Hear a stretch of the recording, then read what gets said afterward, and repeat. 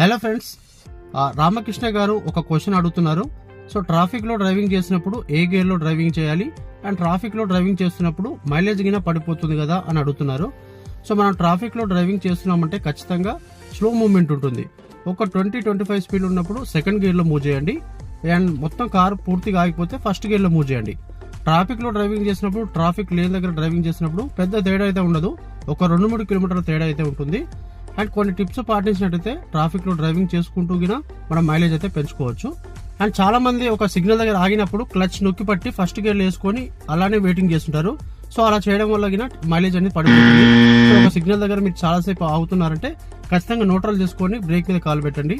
మళ్ళీ move చేస్తున్నప్పుడే clutch నొక్కి first gear వేసి మూవ్ చేయండి. ఇలా అవసరాన్ని బట్టి క్లచ్ నొక్కుతూ వదులుతూ ఉండాలి. అనవసరంగా క్లచ్ నొక్కి పడితే మైలేజ్ గిన తగ్గుతుంది. సో ఈ టిప్స్ అన్ని ఖచ్చితంగా పాటించండి, ఖచ్చితంగా మైలేజ్ అనేది పెరుగుతుంది. వీడియో నచ్చితే like and share, subscribe. Thank you.